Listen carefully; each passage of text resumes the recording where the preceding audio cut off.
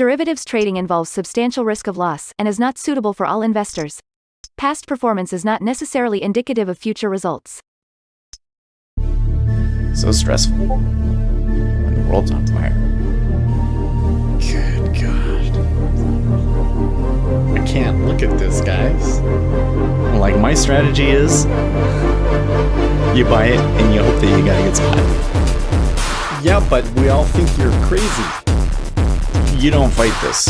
No way. The markets are freaking out and you don't think that anything is wrong? Come back tomorrow and I'll lose it all. Should be fun. Good morning, everybody. Sorry I'm late. You know what? Today I thought that I was like on time. So like I think I need to adjust my clocks or something. I think some of my clocks are wrong. Anyways. What do we got going on here? CPI. That's the other thing is, Izzy says I always miss news. No. When it's a big piece of news, I try really hard to be here. Well, wait, why is Financial Juice not giving me the number here? I need to refresh. Our U.S. CPI month over month spot 2 versus an expected spot 3. Core CPI month over month spot 3 versus an expected spot 3. And you know, I kind of feel like the amount that we moved up here off of that news is a little extreme. So I'm not surprised that it's mostly coming back. But let's go to the charts. Because what the is going on in the treasuries here, man? Huh?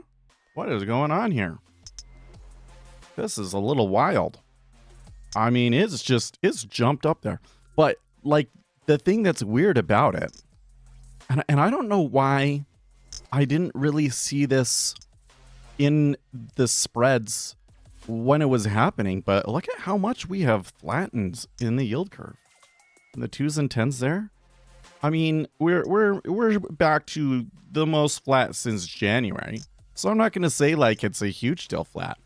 But when treasuries move up, the yield curve steepens out, right? Like when you get a let me come back over here for a second.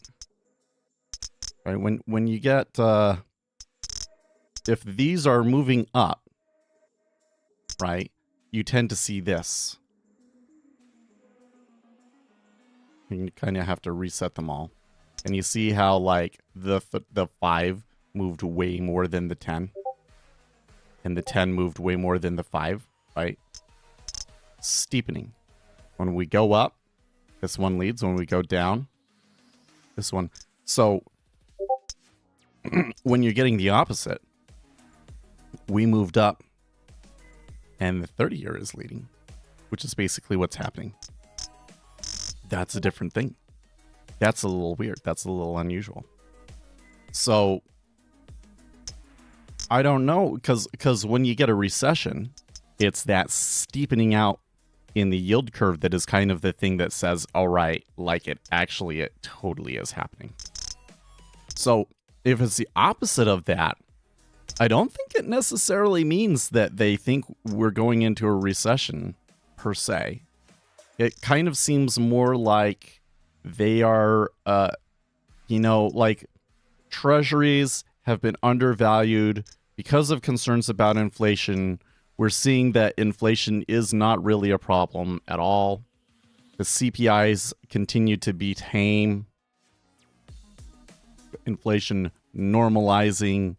The 3% inflation is just when you have high inflation, it takes time for stuff to come back down. And but this is a strong move this week in the treasuries. It really is. All right, well, what about the S&P 500? Well, the S&P 500 got savaged yesterday. It's not as bad as a week ago, but the velocity of this move down in particular was quite extreme. There was a lot of chaos in it. There was a lot of individual names that were getting just completely blown away as well. So, I don't really have a good explanation for that. Especially, it can't be like they thought that CPI was going to be bad or anything, because it was good. Here's oil. Oil also taking a dive yesterday along with everything else. Silver. Well, sorry, that's not silver. This is gold. But gold getting hit. Silver. Pretty good hit. Oh, actually, that wasn't as bad as I thought it was in silver. I thought maybe we were back down in 65. Copper. Hammered. Japanese yen. Well, okay, the Japanese yen is doing its own thing. The dollar taking a hit here as well. Probably because the low inflation number means that they can continue to keep interest rates low. Or continue to normalize interest rates. Maybe we should put it that way. Bitcoin. Bitcoin also took a hit yesterday, but it's just a little blip. Just a little blip. So we got something really interesting going on in the market today. Man, I really should have. I'm really mad that I was late because there was a lot of action in here through this. Like, so first of all, liquidity in the treasuries continues to be really high. Like 6K, 6 to 8K is like the highest liquidity I've ever seen. Equal to the highest liquidity I've ever seen. And there's maybe been 3 times in my trading career that I have seen the liquidity this thick. But then there's also really large icebergs trading throughout all of this too. So there's like some real trade going on in the treasuries. And it's getting to the point where there's just like so much chaos going on that I'm starting to have a hard time making sense of it, to be honest with you. It's just, it's a little wild. So here's my theory. Here's my new theory, okay? Some asset manager, like a really, really big one, like a sovereign wealth fund or somebody like that, decided to put a large language model in charge of everything. And the large language model goes, okay, I want to invest in everything that is like going to, be good for AI, and all of the stuff that's going to get hurt by AI, I want to go short. And it's just going through and indiscriminately selling companies based on this kind of surface level analysis without really looking into anything about what's going on at the company or how it really does fit into AI or not AI or things like that. Because one of the things that I'm seeing is like the analysts at Goldman and other places are now looking at all of the tech names that have been sold down and are trying to sort out which ones will recover and which ones won't. In other words, what stocks do they think are going to survive AI and which ones are going to be destroyed by AI? Right. Which is basically, they're doing a much more detailed analysis. And when I look at the names that are on there, some of them are really, really good, but some of them I'm kind of like, no, like, why would you? So like one that I really wonder about is Datadog. Don't get me wrong, I really like Datadog as a company. You use their product, they have a really good product. But I'm not so sure that they should be on that list because I, at many of my jobs, was basically, we don't want to pay for Datadog, so we're going to use the open source tools to make the same thing ourselves. Right? So when you have AI, it makes it easier for you to do that. So I kind of feel that maybe Datadog is more vulnerable to AI than you'd think. Even though ultimately, you have to know what you're doing still, right? And I don't know if that will ever change. So is that one correctly categorized? But that's the thing, is people's going to litigate that, and you haven't seen that kind of discretion in what's being sold and in the moves that are happening. They're just indiscriminately selling everything. which is kind of what makes me feel like these are algorithms that don't really understand what they're doing. How could time and sales be used in the right way? Well, so you don't. So here's the thing. You have just asked a much more complicated question than you probably realize. But don't worry, we'll simplify it for you. Okay. So if I'm a really, really big player, right, and I'm buying or selling something, I don't want everybody to know that I'm buying or selling, right? This used to be a thing back when it was the floor. You know, there'd be a guy over at the post. There's like a phone over on the post, and the phone rings and he gets a call. And as soon as he picks up the phone, everybody in the pit is watching and starts doing stuff, starts buying and selling, trying to predict what the call that's coming in is, right? So again, short-term trading is all about predicting what other people are going to do. If you know the people, like you know who the head trader from Goldman Sachs that comes into the pit and executes things is, then that's a big piece of information. You see that guy coming in and you see him starting to sell. Well, I don't want to be long in front of that. You're going to get out, right?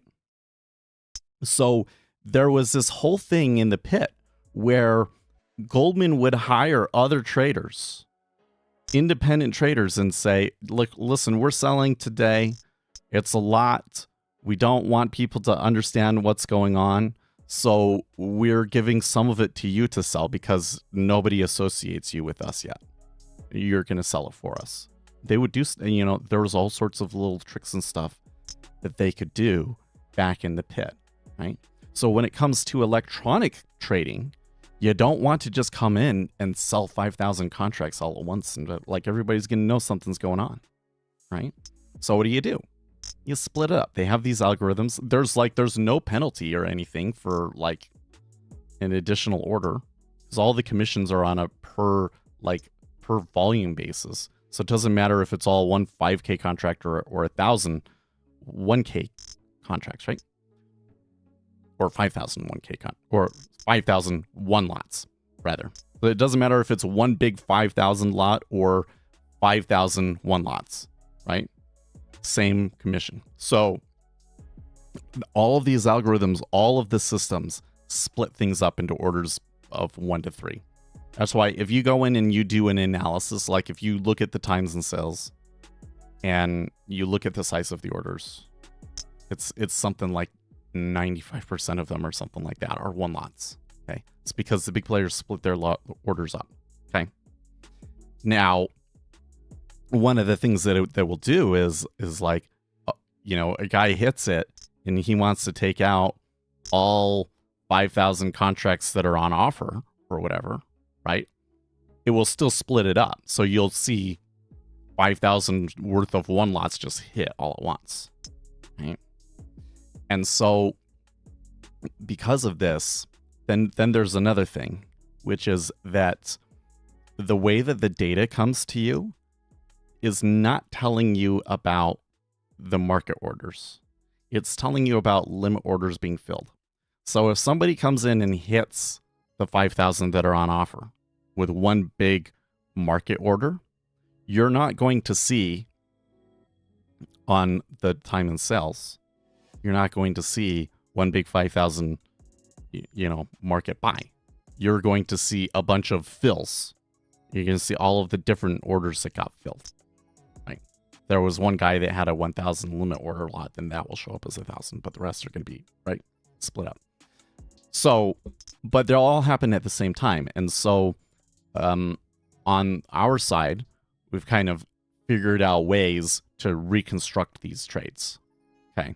So the first thing is in a futures market, you don't want to use time and sales. You want to use a reconstructed tape. Reconstructed tape is basically using the information and the timing of the trades to reconstruct the what the market orders were. And then on top of that, you still have to realize that the really big algorithms are splitting their orders up.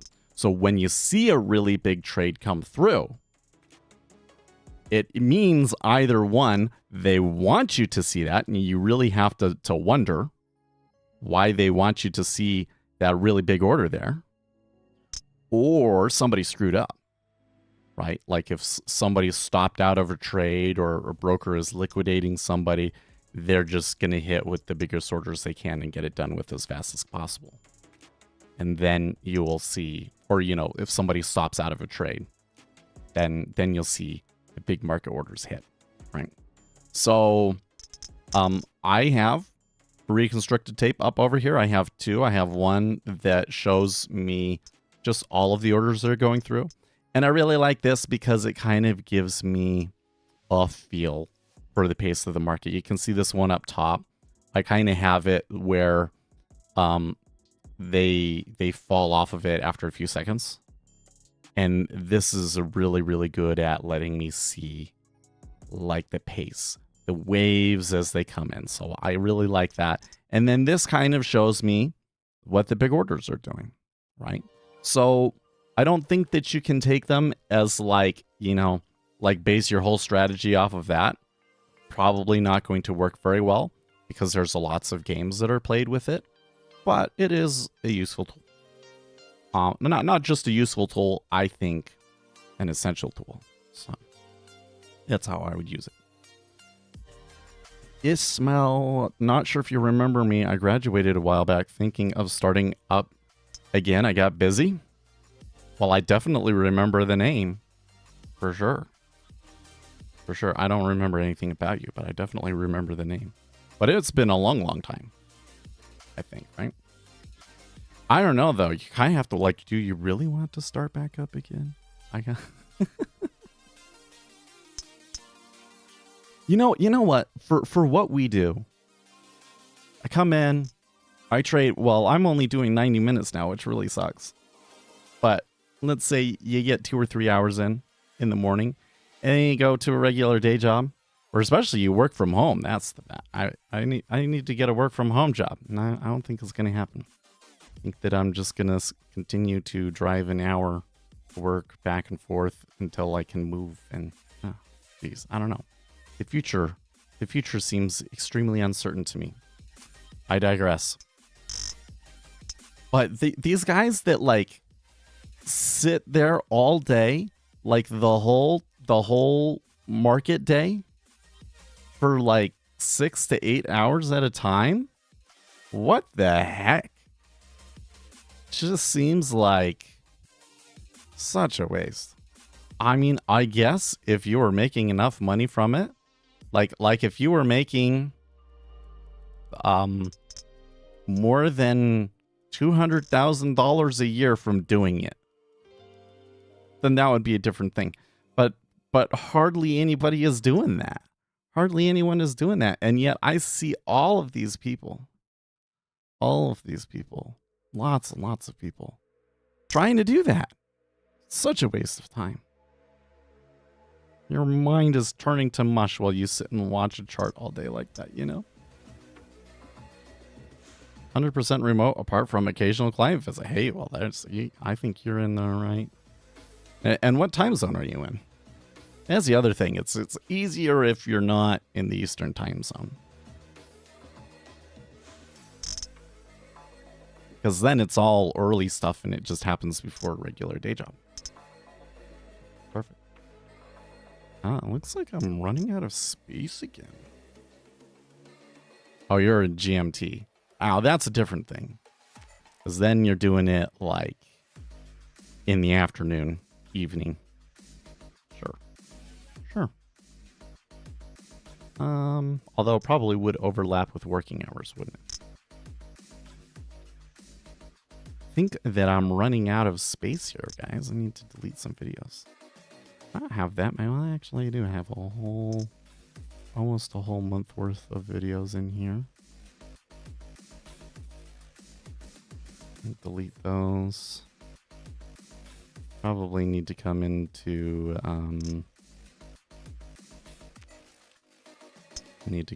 my DaVinci Resolve folder and clean that out too.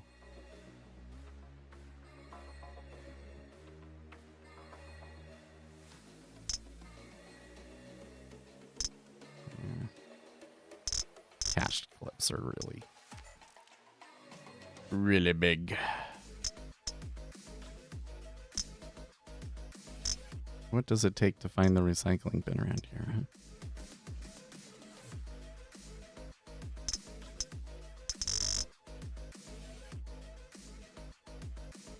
Oh, not there.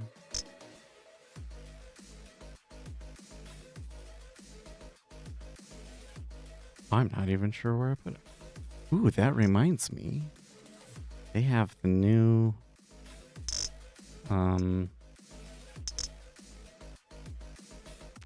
new version of Unreal Tournament 2003. I need to download. There we are. Get that back. While we're at it, let's clear our levels over here. Okay. Interesting. This time they didn't really stop at one of those levels. It overlaps with my working afternoon, but since I've done a lot more machine learning and algorithm stuff recently, I want to scratch.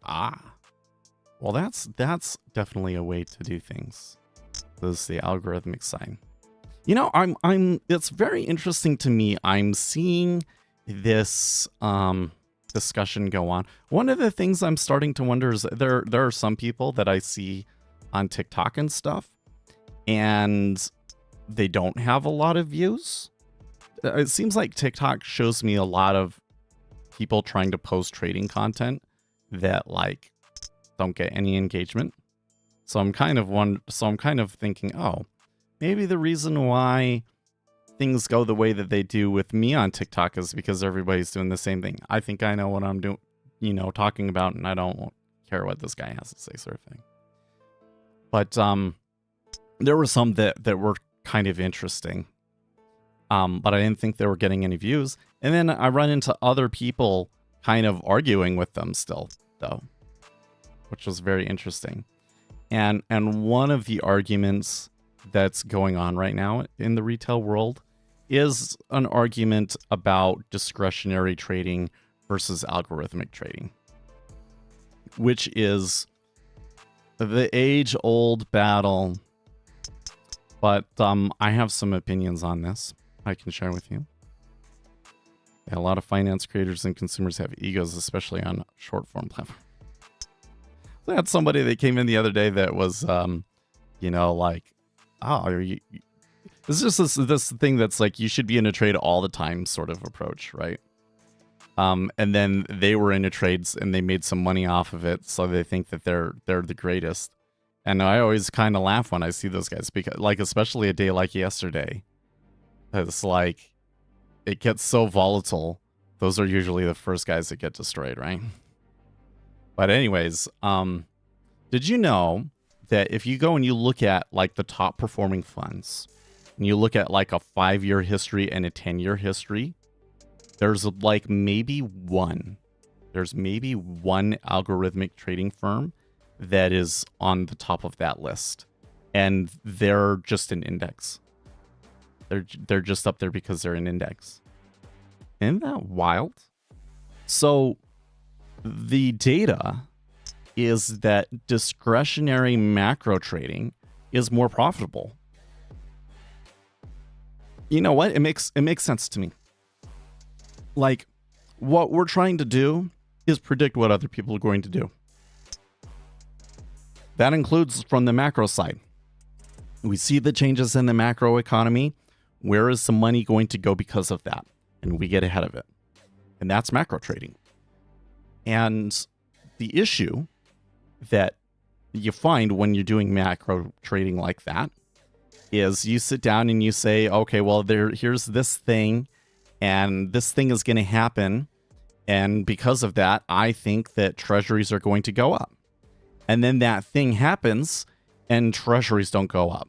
Like some other asset moves, and that was the asset to be in and not in the treasuries. Right? Like a really, really great example of this was gold during the inflation period that we had 2020 to 2022. Well, it's really more like 2022.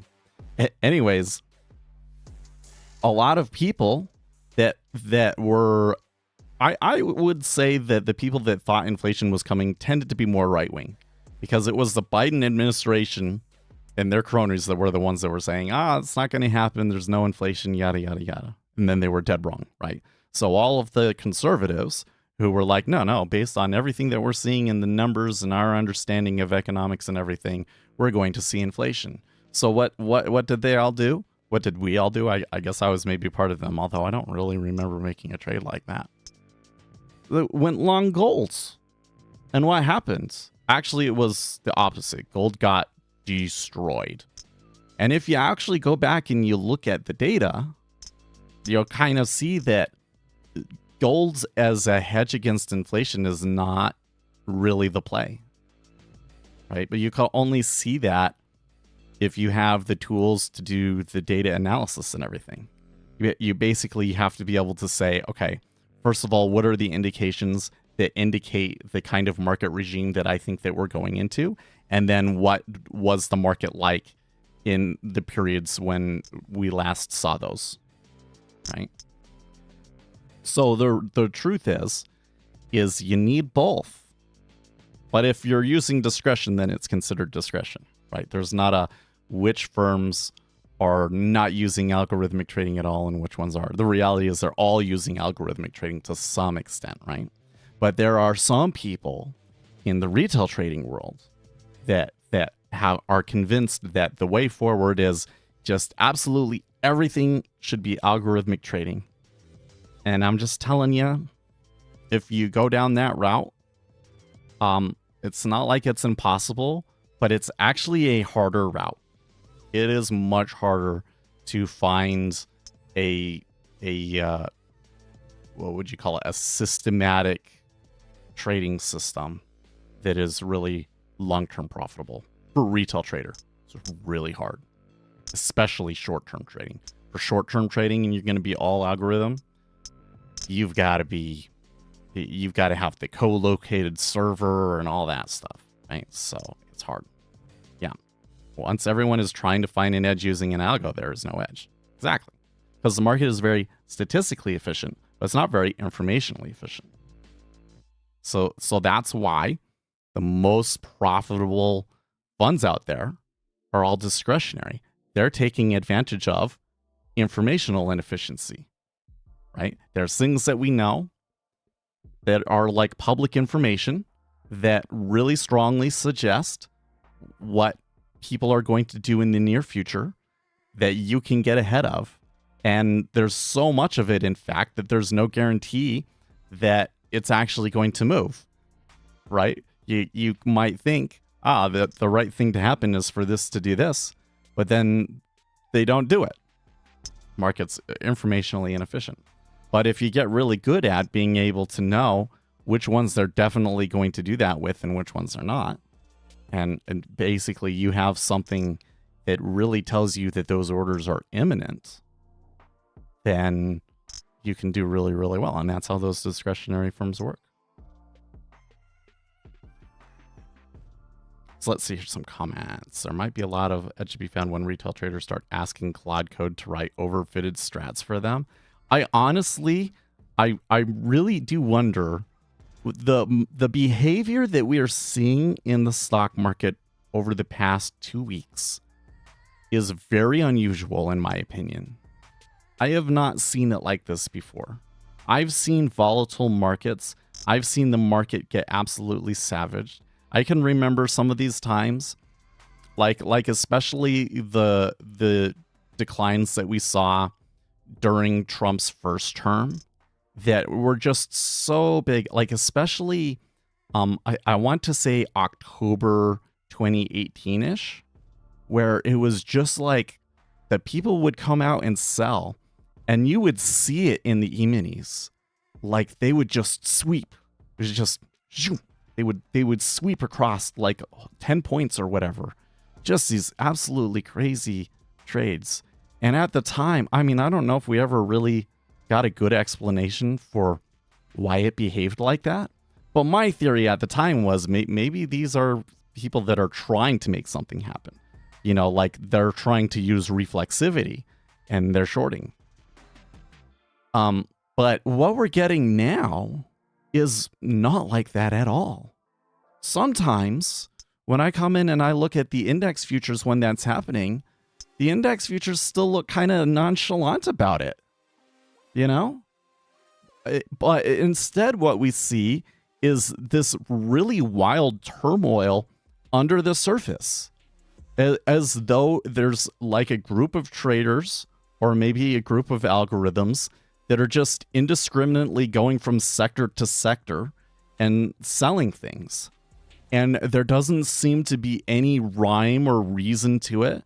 You could come in and give like a macro explanation, like this industry is going to be hurt because of AI for this reason and this. It's all attached to AI. And it definitely seems like, for instance, this week, like it kind of died down, and then we got the new models released and it flared back up again.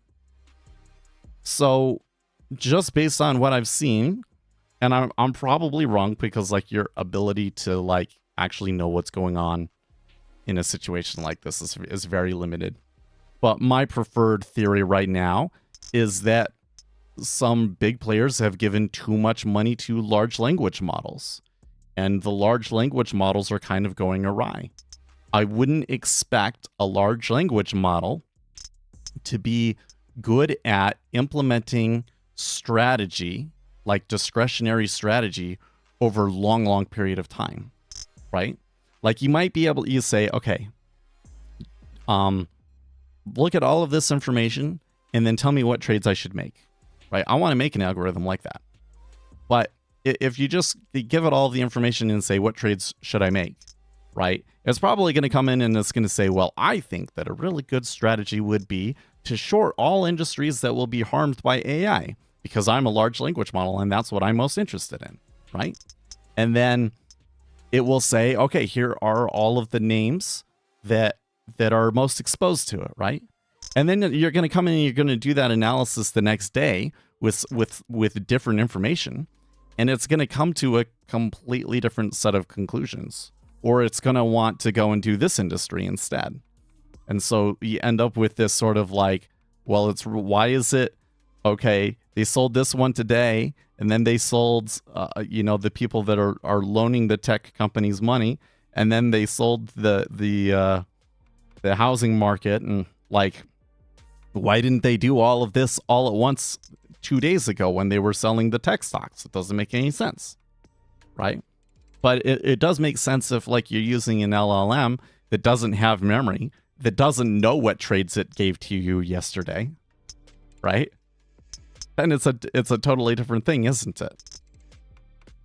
This is probably still the biggest downside, the biggest barrier for large language models is the lack of a real working memory. You can go and you can like write a markdown file and put information in that and put that markdown file into the context, but there isn't memory in the as in like memory in the actual neural network of the model, like the way that it uses all the other data that you use to train it, right? And that's an intentional thing, because if they gave it a memory like that, it would change the model as people interacted with it and people could corrupt it.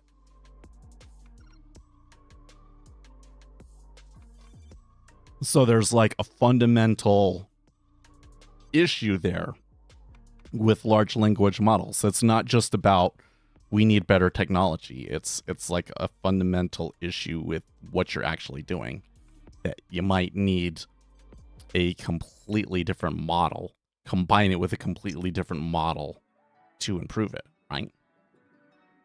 This is why, one of the reasons why, you look at retail traders and they're trying to use large language models to trade. Like something that I saw was really popular for a while, doesn't seem to be popular anymore. I wonder why. Was just take a picture of a chart and give it to a large language model and make trades off of it. Which is kind of funny because I remember seeing a study all the way back in like 2021, before this all became a big deal, but there actually were like these LLMs were a thing, right? They just weren't very good yet. And, you know, it showed that it couldn't do it. It wasn't good at it. It seemed like it would seem like it works at first, but it's because it like always wants to buy the dip, basically. So then when you get a downturn, it just gets destroyed. But I think that there are ways to use large language models in your trading. It's just you don't want to ask it to come up with the strategy. You come up with the strategy, you give it instructions, and you use the large language model to parse large amounts of data and summarize it all for you instead. Because if, like, for instance, we want to know things that could potentially predict the orders that are going to come in today, whether there's going to be an imbalance or not, right? And I can give it instructions. I can give it this huge data set. Like I can give it like every Zero Hedge article that we've read and, you know, a bunch of other sources, like web scrape them all, put it into a bunch of files, have the large language model filter through all of them and say, okay, I want you to filter and summarize this information looking for things that can help us predict orders that are going to come into the treasury market today, right? And then it can give you a summary or maybe even like some numbers. And then you can make decisions off of that, right? Rather than trying to have it do the whole thing. You just have it do the one part that it's good at, which is going through large amounts of information and summarizing it. My research process has gone back to pen and paper thinking, using Gemini in study mode to go through research papers, then go to Claude Code to implement those ideas into Python. Ah, well, yeah, there you go. So Claude is getting pretty good at programming. I don't know. So my experience yesterday, I had two things. One was I had a plugin that wasn't working. I wanted to use, what is it called? Yazzie. Yazzie is like a command line file manager. And there's like these plugins that you can push a key and it'll put a letter next to each directory, and then you push the letter to instantly go to that directory so that you don't have to use the arrow keys to go up and down and select it and stuff like that, right? Just a faster way to move around in that file manager. And Yazzie, at the beginning of this year, made a new version, and basically like all of the plugins are hosed. Like none of them work on the new version. So I was like, oh, let's just get the large language model to rewrite the plugin. Shouldn't be a big deal, right? Like it was getting somewhere, but it was very, very slow. And I probably would need to run it for like multiple days before it would get it.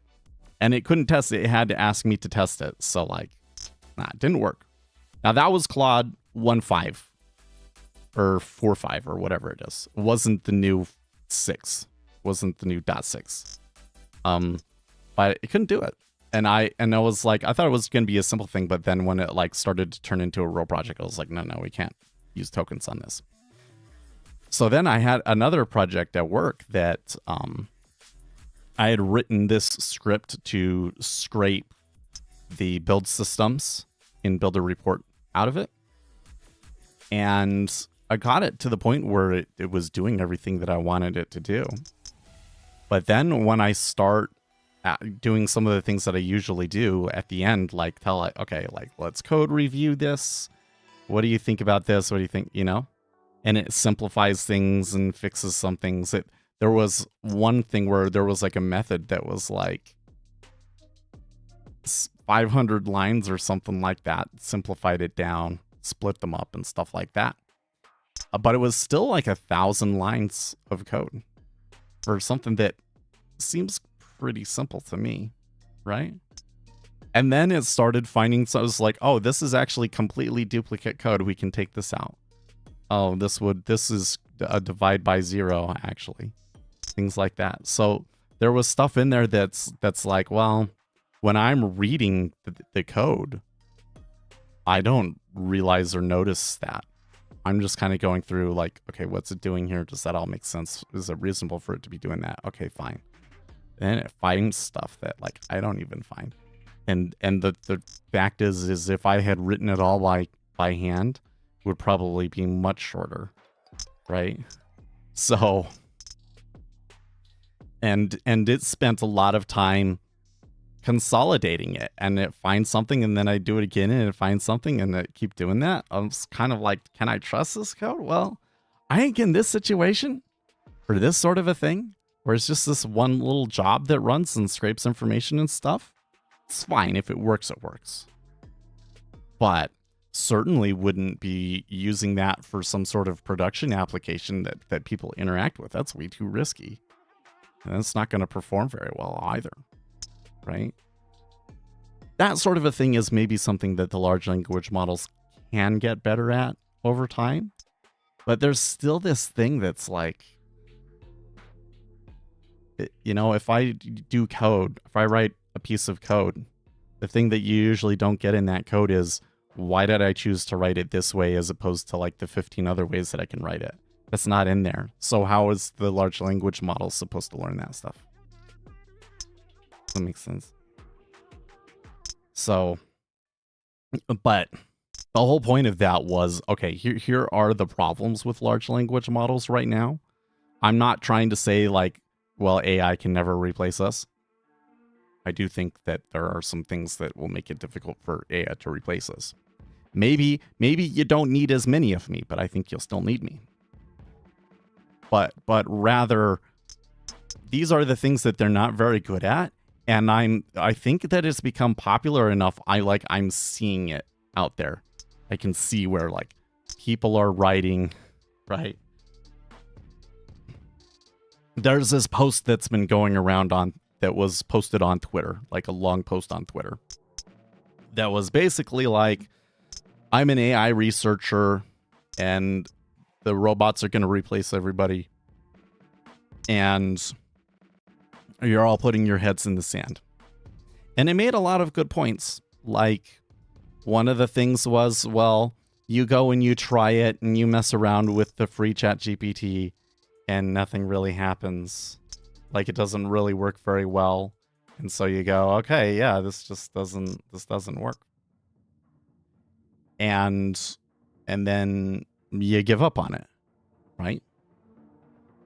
But you're probably not using the latest models. You're probably not using the models that were like they've really gotten useful and things like, you make good points like that, right?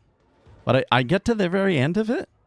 I'm reading this, I'm interested in everything, and then I get to the end of it and I'm like, he wrote this with AI. He did. He totally must have written it with AI. And I started to realize, you know, there's sections of this that like sound very, very familiar, even though I know it's a new post, right? Because it's drawing on stuff that people have said on the internet before.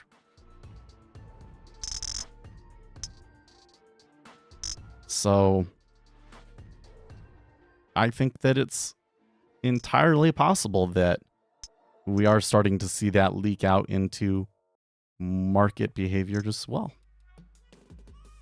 Hey, did I fix my... Okay, yeah. I was just noticing that my charts weren't really updating. I think that something happened with my data on the Ninja side. Because, like, we're at the high here in CN, so why am I not seeing it? Right? Okay. Well, now we got it. They gonna go to 05 half? That would make sense. This move up has been pretty... Is it because spoos are selling?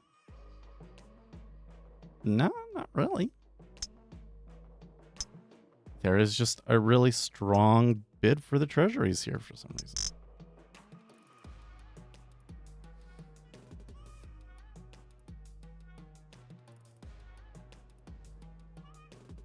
For simple low lines of code bases, that's massive. Well, yeah, especially if I don't know how to do, you know, what's the best way to do this or what's the correct syntax for this. It's pretty good at that stuff now. It is definitely killed Stack Overflow.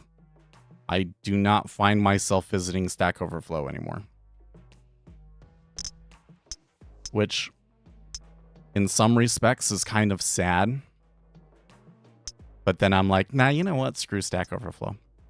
You know, the thing is that I loved the website. I loved the people that got together with it. I was actually like in Stack Overflow beta So it's always been surprising to me that like it took off the way that it did and everything. But I was so frustrated using that website sometimes, and some of the people that would post on there were just so dumb. Ugh. So good riddance. Sorry that it had to be that way. Right.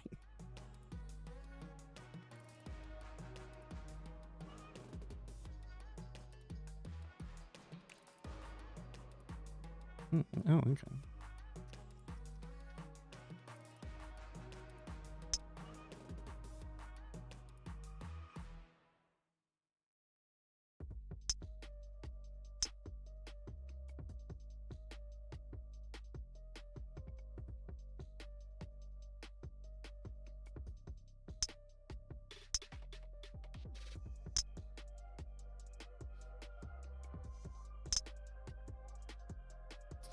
Save our new thumbnails here. Let's just poke around.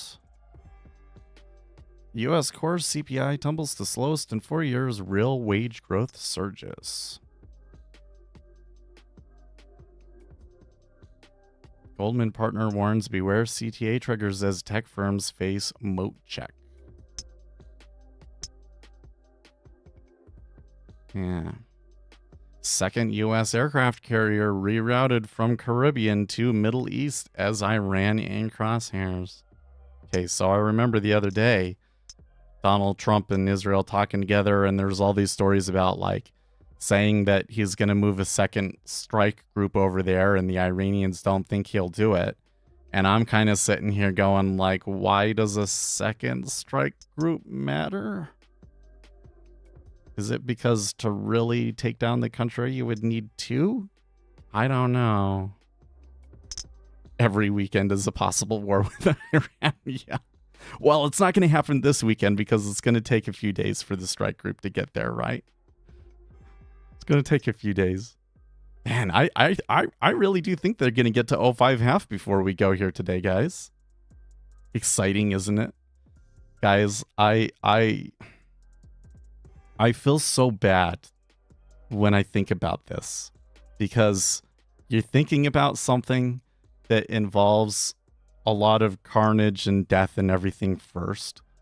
But I absolutely will, when I'm daydreaming, sometimes my mind will wander to what if Iran was liberated and then we can go vacationing in Iran.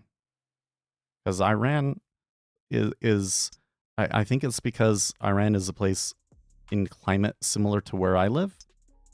It just looks like such an interesting place to me. And I would like to go vacation in Iran and talk to people and learn how they make those little wood designs and stuff like that. Two things for me every Friday: Chick-fil-A for dinner and possible war with Iran. Well, how long will it take? I think it takes about a week for them to get there, so maybe next weekend. Maybe next weekend. Yeah, and then at the same time, things are really starting to get a little wild with Cuba too. Like they're hurting over there in Cuba. Oh my. It'll never happen. It's just always possible. I don't know, man.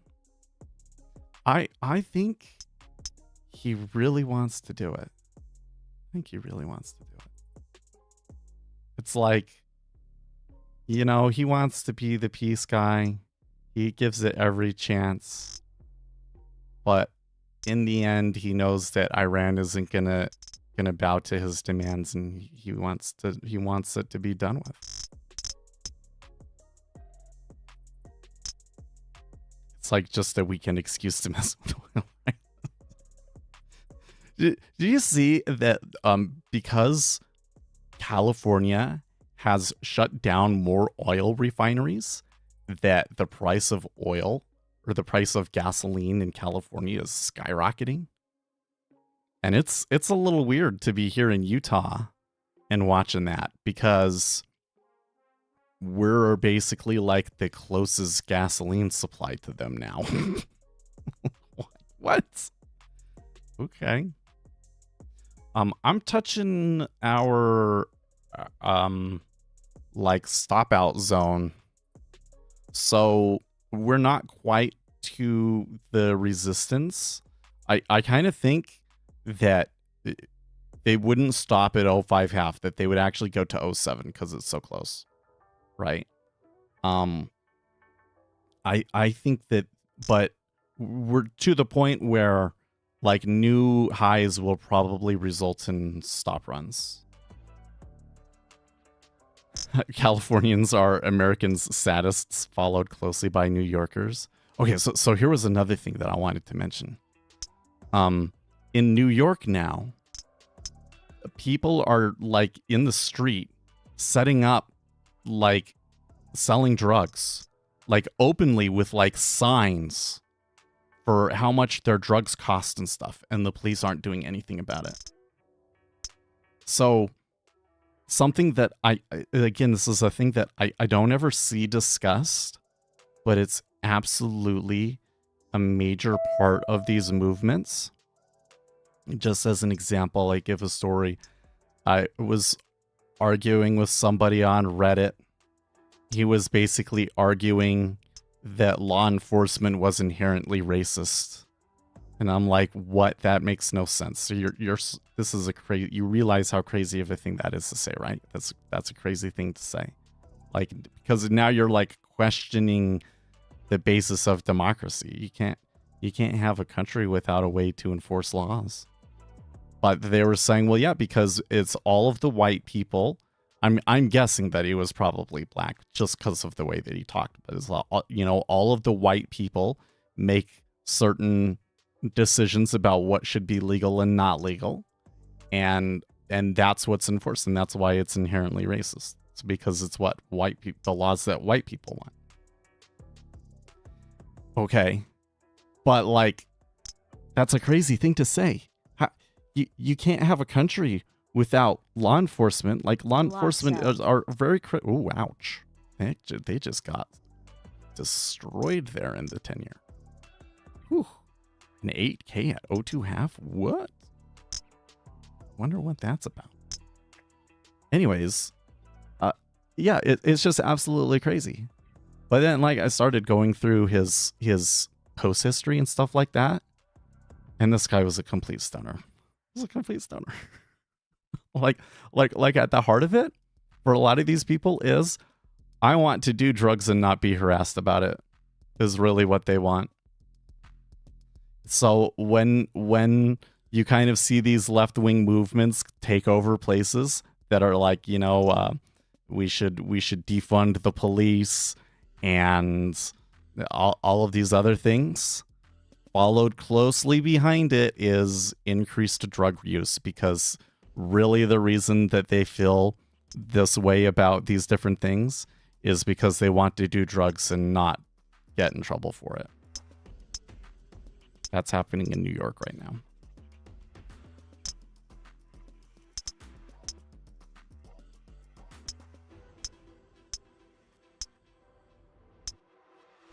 And the problem is that kind of drug use definitely comes with major downsides for society. I wouldn't want to live in New York right now. Maybe I should move to Austin, Texas and try and get hired by the Texas Stock Exchange. They're not big enough yet to need me, but someday they're going to need me and we could work for them. Anti-fund the police is the dumbest thing I ever heard. Yeah, well, okay, so here's the thing about defund the police, is that at first I thought, okay, well, I understand why they're talking about this, because once upon a time there was this kid that liked to run around with a samurai sword everywhere because he was autistic, and then somebody was concerned that there was a guy with a samurai sword, so the police came. And because he was autistic, he didn't really know how to react or what to do. And the police thought that he was attacking them. And so they shot him.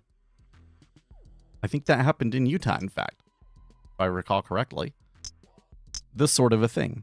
And people said, well, it shouldn't be police with guns that are ready to shoot somebody that go to a situation like that. It should be like a health counselor, right?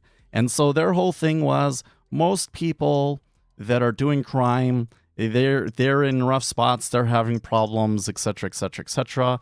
And so we shouldn't have policing. There should be more, people to try and help them and rehabilitate them and things like that, right? So it really was like, comes down to like this inherent disagreement about like what actually causes crime. Because I disagree. I think there are some people that are just prone to breaking society's laws. And it doesn't matter what the law is that you set, they're going to go and that's what they're going to be attracted to and want to go and do. It's just kind of like the way that some people's minds are. It's like a very, very small percentage of the population, but the people that tend to get arrested, they tend to do it over and over and over again. And there's some that it's like by the time they're 30, they like grow out of that and then they never offend again. But the people that continue to break the law after that are the ones that it doesn't matter what you do, they're going to go and break the law. Completely, totally, right? So then you start to see, they start to push this defund the police thing, right? But as it kind of goes along and you start arguing with them and different things happened and cities tried different stuff, you kind of start to see that actually, no, that's not it. Like that is just like the facade that they put in front so that they don't see, so that you don't see what they really want.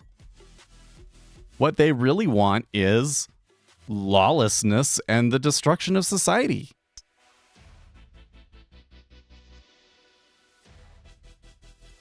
Like really, what's really driving that, I think, is that they want anarcho-communism. They're anarcho-communists is what it really is.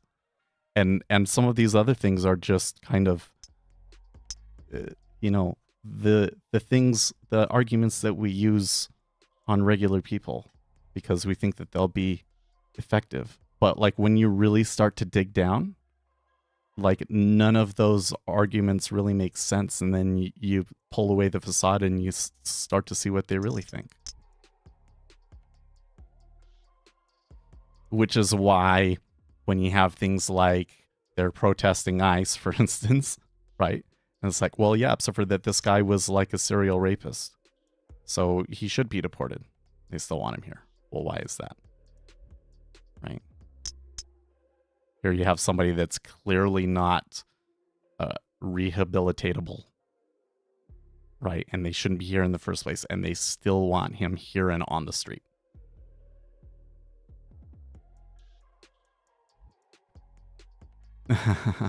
Yeah, Illinois is bringing it first to you guys too. Illinois now covers up all non-violent crimes. Remember, everything is non-violent in Illinois.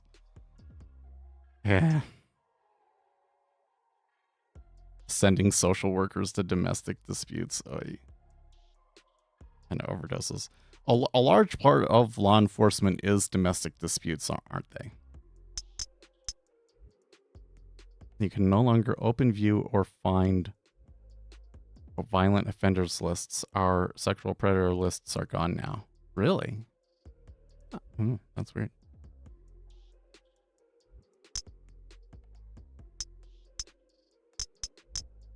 Okay, by the way, they seem to have recovered that whatever sliced them down there.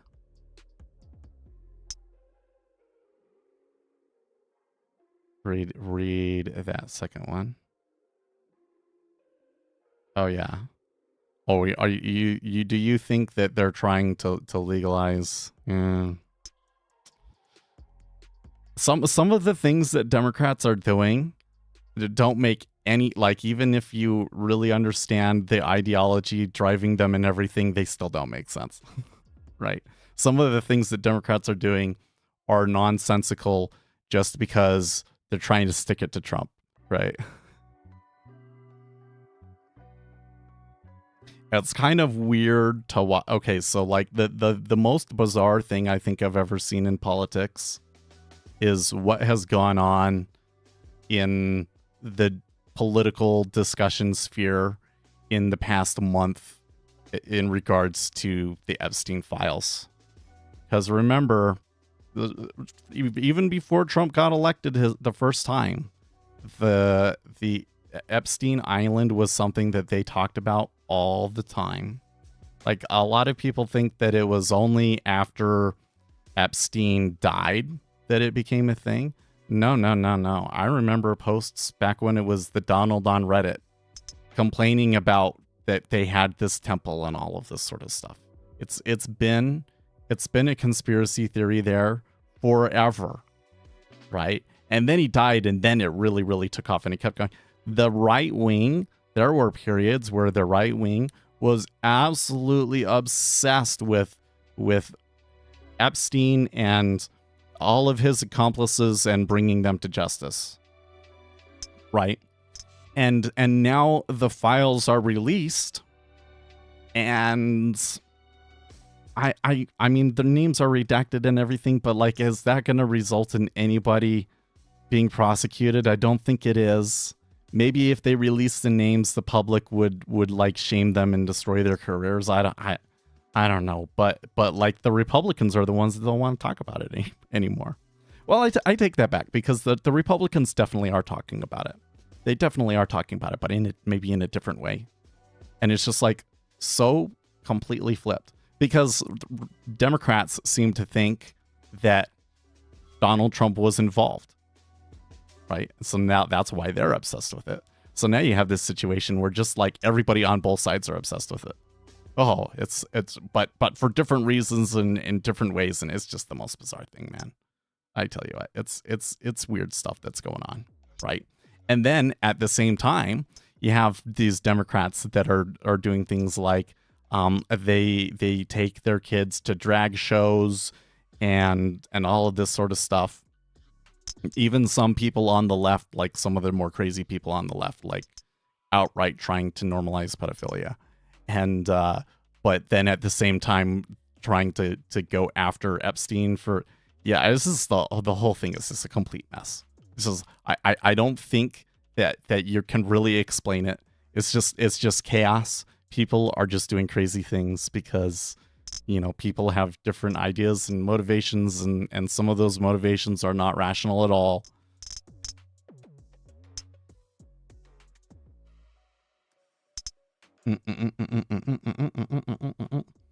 Innocent U.S. citizens are having mass federal officers walking up to them who start asking where they're from, are they American, etc., because they're vaguely Hispanic looking. Well, if that happens, then sue. We'll see what happens. I haven't seen I haven't seen this court case where like somebody was detained or arrested. I mean, they can detain you. That's just what it is. But they were arrested and they were a citizen, and then they sue. Right. I've heard stories of where somebody's been arrested and all of that, but then what happens is you never hear about it again. Probably because there's details about the story that they're not telling you, right? That's why it's saying, like, show me the instance where this happened, and then there was a court case, and they went and they found that their constitutional rights were violated. Or that they found that their constitutional rights were not violated, and you can make the argument where you think that the court found it wrong. We can even have that discussion, but can you even find me the one where that happened? Well, I'm sure that there's videos, but videos can really not tell the full story, right? I would hope after the 2 incidents that we had in Minnesota and the way that those went, you know, like the one guy, he was just kind of casually standing there, and then they took him down and shot him, is what Reddit was telling you. And then you find out, no, he was impeding police officers. He was resisting arrest. He kicked the light out of a car the day before. All of this kind of stuff. Like, he was a far left radical agitator trying to to goad the police into doing something stupid. The video that was released didn't tell the full story in either of those stories.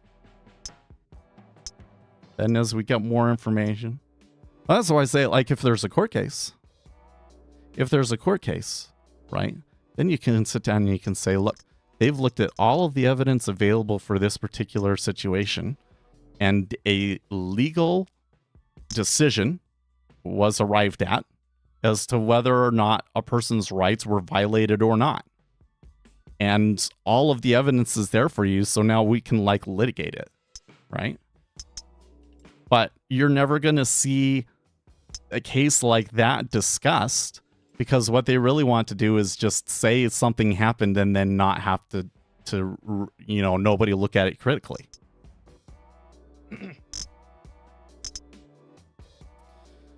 Well, I tell you what, they sure reversed there at our regular session 2 Sigma awfully quick, didn't they? They just like briefly touched it and immediately whoom, flipped back down.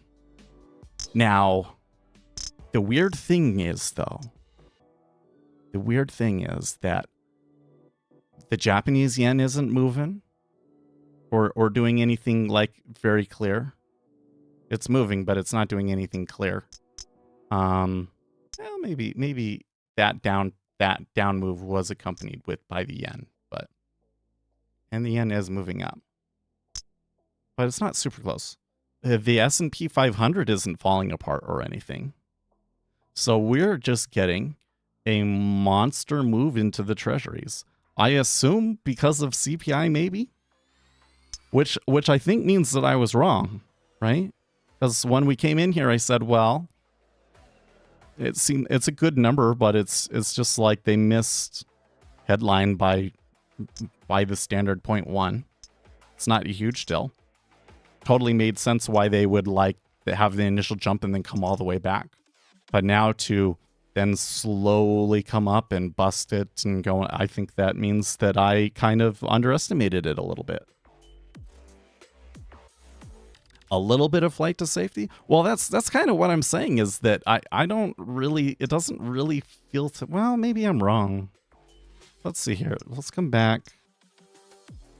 If I look at the bottom of the S&P 500 here, oh, okay. It did coincide with the top in the treasuries, but it was a change from what, 68.15 to 68.55. So like 30 points reversal higher. Okay, so I don't think it completely explains what the treasuries are doing, but I think maybe there probably is a little bit of flight to safety going on there as well, huh? Still, the move in treasuries is a little, let's not say it's unusual per se, as much as it's just a big change from what it's been. You know, for the longest time, the treasuries were just dead. They didn't do anything. They were really boring. And then we got this short move that I was kind of like, I don't think that this makes sense. I tell you what, when this happened, because I have a TLT position on, when this happened, it was so tempting to like, well, maybe I'm wrong. But I got in my TLT somewhere over here, I think. So, you know, I was down, but not very much. But everything was kind of screaming, like all of the analysis that I was reading and everything was like, yeah, you don't want to own treasuries. And meanwhile, I'm looking at this thing like, how can that, like, they're going to cut interest rates and the economy is still kind of in a precarious position. They're going to have to buy the treasuries back up. And you have to. I feel a little bit vindicated today, but it ain't over yet. Might change next month, you know. I'll have it next month and then I'll come up with some sort of justification for why it's okay that I'm down, right?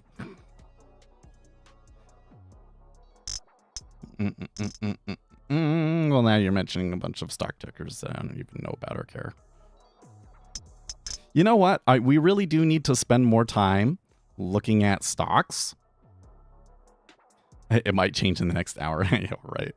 No, we do need to spend more time looking at stocks, but I don't know if I'll ever be as into it just because, man, there's so many stocks and you're looking at the tickers for the day and it's just like, who cares?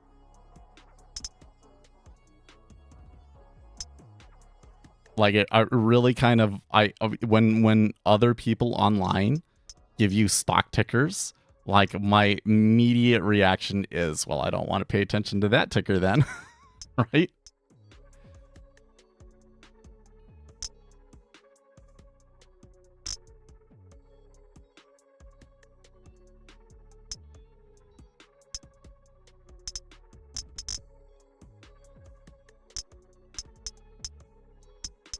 You should do more research then? Well, I mean, I have the stocks that I like. I have the stocks that I like and I look at.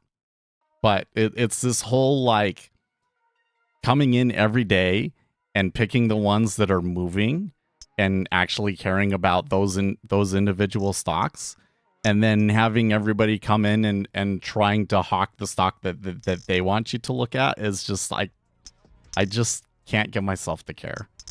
Like maybe some people are like really into that, but I'm just kind of like, I think when it comes to stocks, that I'm much better suited towards buy and holds.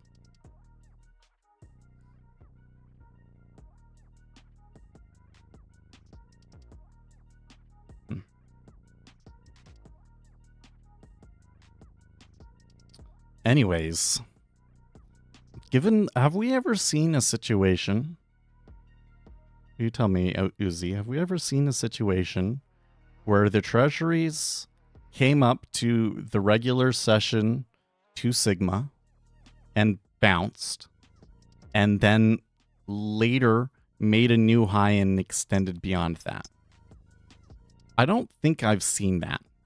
I think I've seen them extend beyond that, where it's just like a trend and it just kept going and going and going.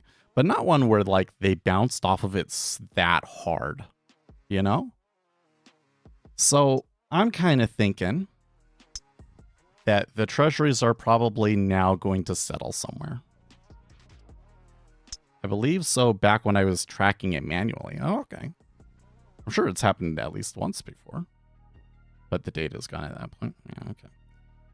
I just, I think that's something that we're going to need to pay attention to, huh? Just to see. Both because, one, what does the behavior as it relates to the volatility? But then number two, it might tell us something about what's going on here in the treasury market. You're wholly moved over to the indicator? Cool. I'm hoping that on Monday I'll be able to do some, or I probably will stream on Monday a little bit. But it's a holiday. I don't work that day, so we can do a programming stream and then I'll continue to work on it after the stream. But because there is a bug in it still, and I know I remembered where the bug is, so I can find it, and then I really need to fix the auto scale issue too. No, it's not Martin Luther King Day. It's President's Day.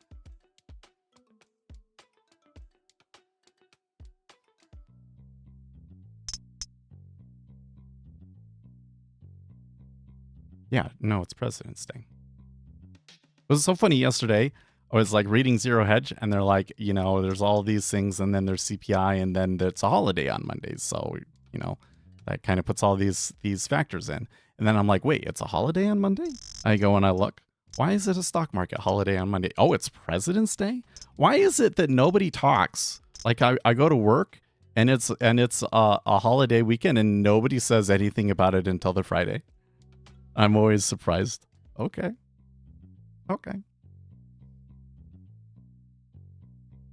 But I got some time to work on that. Do the mailing list. Hopefully I get into a good position. Then fix up some of the scripts. I think with the weekend I could have a productive weekend. And my wife doesn't work.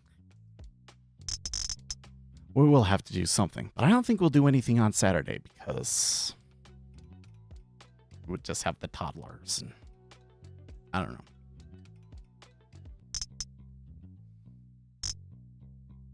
I don't pay attention to holidays unless it's Christmas, Easter. I know, because every day's a holiday for you. Well, not a holiday, but you have complete control over your schedule. Because those were the only holidays the store was closed when I worked from. Oh, that's funny. Oh man, mentioning good things before they happen means that it's 100% guaranteed not to happen. You cannot talk about things like that out loud, only in your head. If someone. Okay, so something that really drives me nuts is the whole manifest culture. There's like a whole group of TikTokers and everything that are like, you just have to manifest it, and here's this ritual that you can go through to be able to manifest more wealth in your life. And I was like, it's bullshit. It's complete bullshit. But the thing that's frustrating about it is it is complete bullshit, but there's still useful things in there. Okay? Like, it is, as you say, generally not good to speak about good things that are going to happen or that you are going to do to other people. Because one, there might be other people that are jealous and they will try to undermine that. That's the first thing.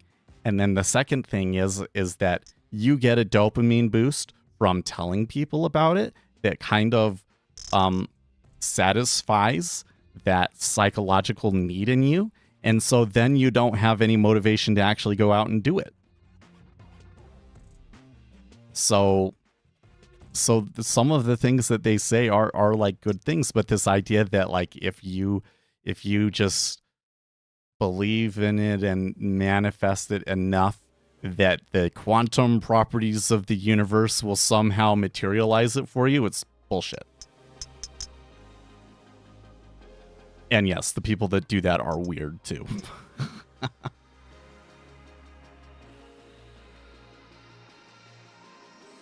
And you know what? I think another thing that bothers me about it is that the people that are talking about doing that are people doing things where they will never truly have to face reality and what is the word? Tribulation. You know, like people, you have multiple people, they're all competing for the same thing and only one of them can have it. So is the person who wins the one that manifested it the most or something? It's nonsense. Right? And that you can only live in that delusion if you're never being tested. Come in and start trading. Okay? You manifest as hard as you want. If you're positioned against the flow, it's going to go against you. That's all there is to it.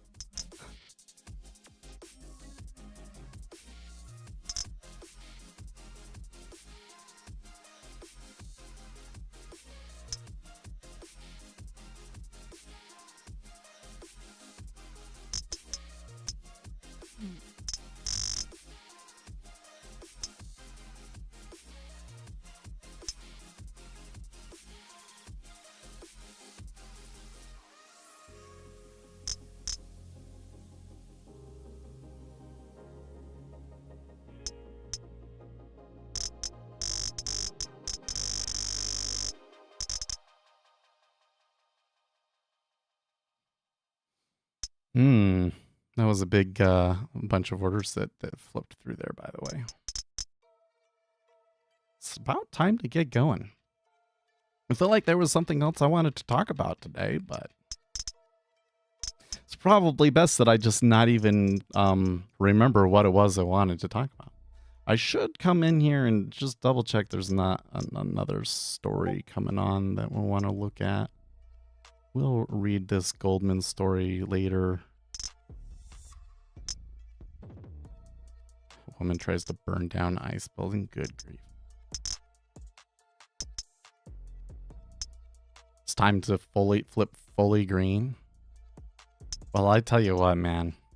I work at a tech company, and when all of the tech stocks are getting hammered, there are some people that are definitely sour about it.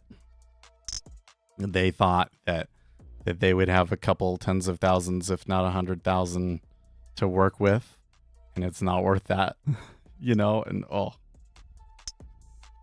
Because I you know, and I don't know what to say, because really, what is the advice that you should give them? Just don't look at it. Don't look at it. It doesn't matter.